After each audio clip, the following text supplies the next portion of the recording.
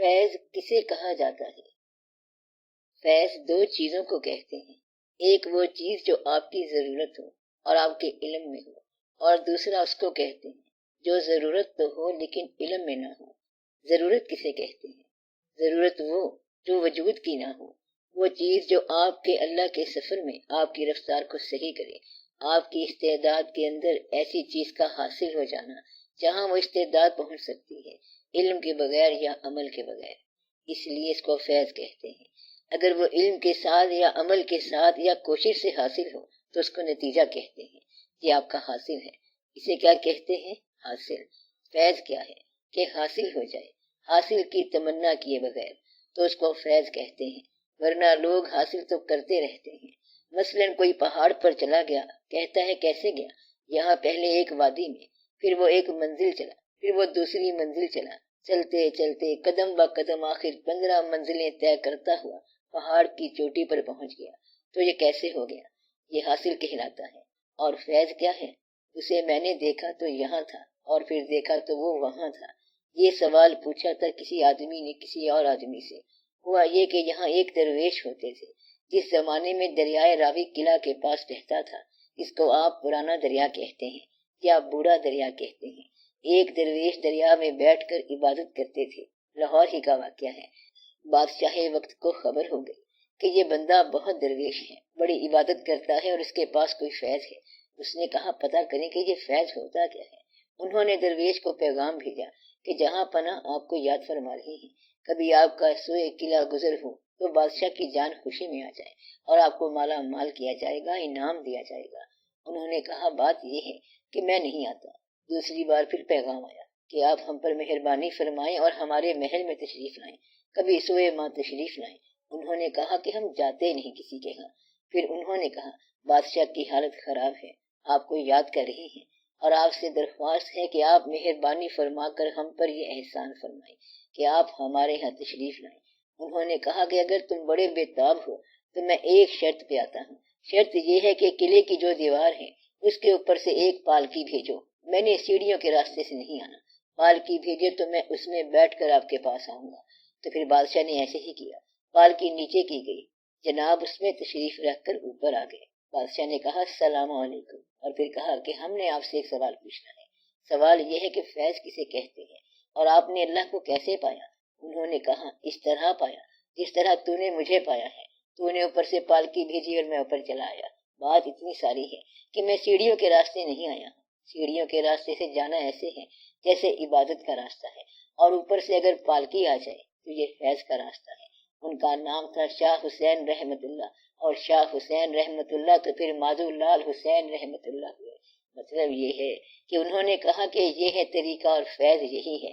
تو فیض پانے کے لیے بزرگوں نے ترتیب بنائی ہے۔ ایک ترتیب ہے سعودی اور دوسری ہے نزولی۔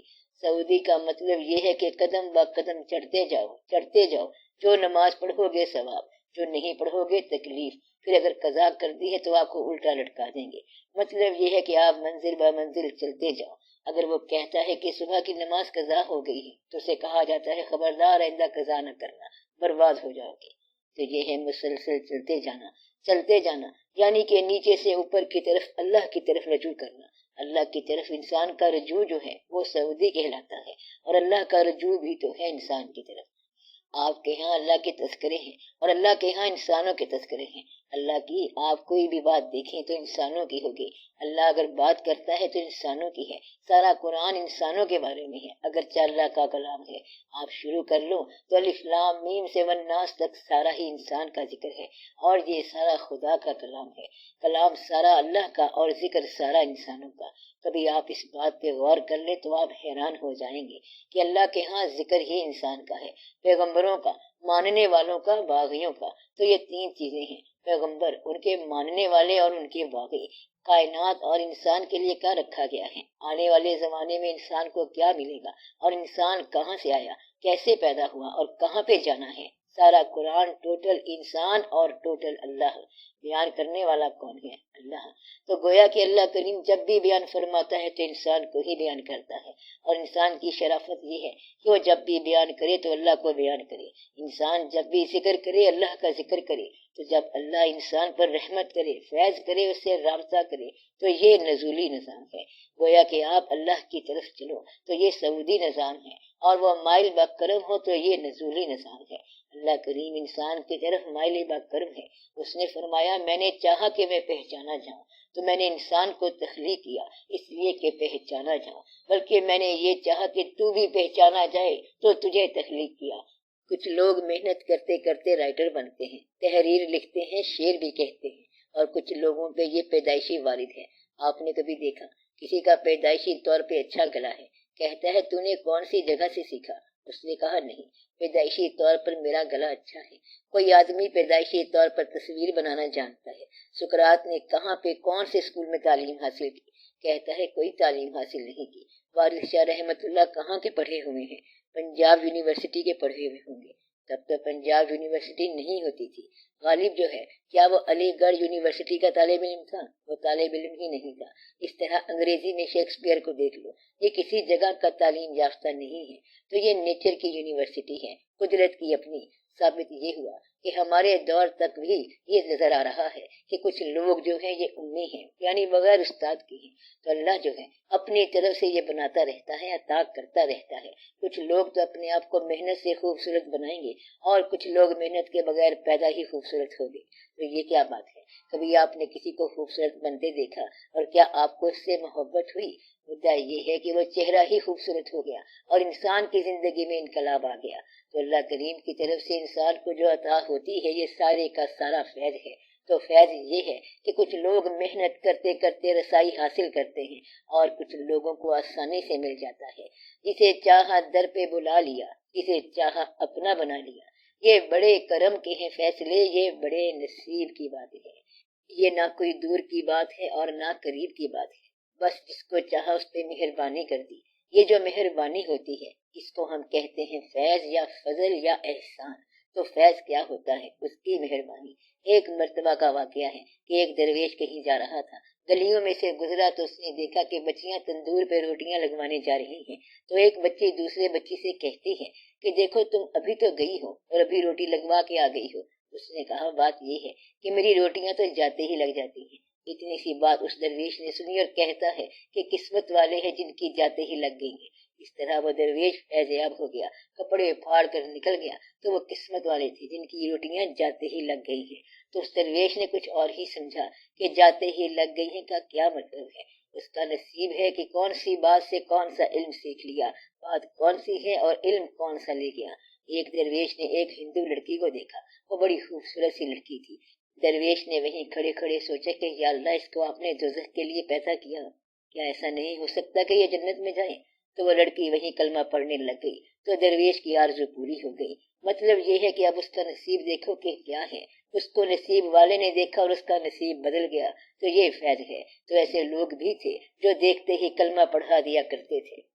تو اس درویش کے سوچنے سے لوگ کلمہ پڑھتے تھے، تو اس لڑکی نے کلمہ پڑھ لیا، پھر اس پر مقدمہ چلا۔ مقدمہ کسی سکھ کی عدالت میں پیش ہوا۔ یہ پرانے زمانے کی بات ہے۔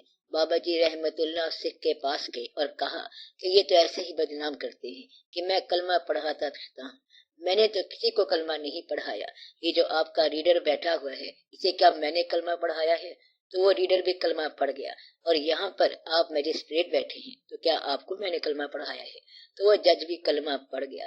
پھر کہتے ہیں یہ جو سارے بیٹھے ہیں کیا انہیں ہم نے کلمہ پڑھایا ہے؟ وہ سارے کلمہ پڑھنا شروع ہو گئے، کہتے ہیں میں نے کسی کو کلمہ نہیں پڑھایا، بھلا میں کسی کو کلمہ پڑھا سکتا ہوں؟ تو یہ سارا فیض ہے۔ اور کچھ لوگ ہوتے ہیں جن سے ایسا واقعہ ہو جاتا ہے، تو فیض کیا ہوا؟ فیض دینے والا مل جائے تو فیض ہی فیض ہے۔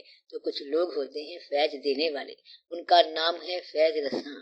نام کیا ہے؟ فیض رساں۔ وہ ہر دور میں رہتے ہیں، ہر مقام پر رہتے ہیں، یا یہ کہو کہ ایک دور میں رہتے ہیں ہر دور کے لیے۔ یہ بھی آپ کہہ سکتے ہیں کہ ایک دور کا انسان ایک ہی ہوگا، یا سارا دور ہی ان کا اپنا ہوگا۔ اسے کیا کہتے ہیں؟ فیض رساں۔ وہ جدھر سے گزر گئے فیض دیتے چلے گئے۔ اس کے نام میں فیض ہے، اس کی نگاہ میں فیض ہے، اس کے ملنے میں فیض ہے، اس کی یاد میں فیض ہے، اور وہ فیض ہی فیض ہے۔ اس کا نام لینے سے فیض ہے۔ پہلے وہ اپنا نام دیتا ہے، پھر ساتھ ہی فیض دے دیتا ہے۔ وہ فیض والا انسان ہی ہوتا ہے۔ اللہ کا فیض بھی انسان کے ذریعے ہے۔ اللہ تعالیٰ بڑا ہی مہربان ہے، اپنا فیض بھی انسان کے ذریعے دیتا ہے۔ اپنا کلمہ جو ہے اس میں بھی ساتھ انسان کو ملاتا ہے، وہ انسان کے بالکل ساتھ ہی ہے۔ کہتا ہے تم میرے ساتھ کسی کو نہ ملاؤ مگر میں ضرور ملاؤں گا۔ کیا کہتا ہے؟ تم میرے ساتھ کسی کو نہ ملاؤ لیکن میں ضرور ملاؤں گا۔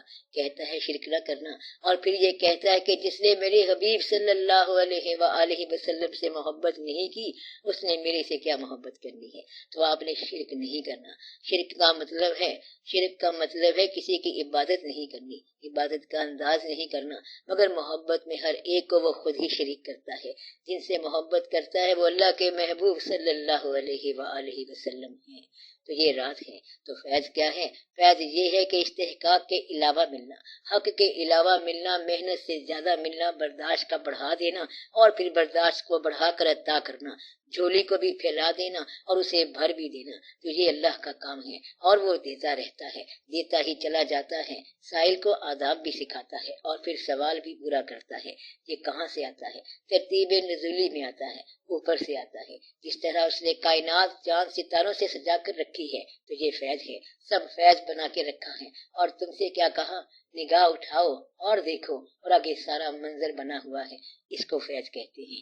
اب سائنس بھی سیاروں کے پاس جا رہی ہے تو یہ کیا ہے؟ وہ بیچاری ہے، یہ اس کی سعودی کوشش ہے۔ چاند کے پاس جائے گی، سیاروں کے پاس جائے گی، اور اگر آپ کی نگاہ اٹھ جائے تو آپ ایک جنبش میں ہزاروں منظر دیکھ لیں، 18,000 عالم دیکھ سکتے ہیں۔ پھر یہ فیض ہے، عطا فیض ہے، اور یہ کائنات کو بدل دیتی ہے۔ جہاں بدل جاتا ہے تصور بدل جاتا ہے۔ اب نہ کہیں نگاہ ہے، اب نہ کوئی نگاہ میں، محو کھڑا ہوا ہوں میں حسن کی جلوہ گاہ میں۔ اب نہ زمین نہ وہ زماں، اب نہ مکان نہ لامکان، تو نے جہاں بدل دیا آ کے میری نگاہ میں۔ جب فیض آیا تو کیا ہو گیا؟ وہ زمین و آسماں بدل گئے۔ کہتا ہے اب وہی زمین تو ہے لیکن بدل گئی، وہی رنگ ہے لیکن بدل گیا، وہی مزاج ہے لیکن بدل گیا، سارا کنسپٹ آف لائف بدل گیا، پیٹرن آف لائف بدل گیا، زندگی کا نظریہ بدل گیا اور زندگی کا طور بدل گیا۔ تو یہ فیض ہوتا ہے۔